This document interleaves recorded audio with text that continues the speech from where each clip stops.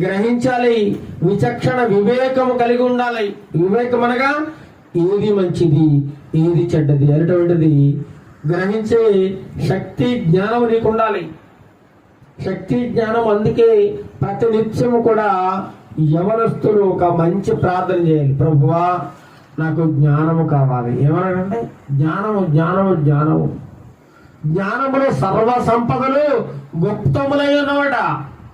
ఎవడైతే జ్ఞానము కలిగి ఉంటాడో వాడు ఐశ్వర్యవంతుడవుతాడు,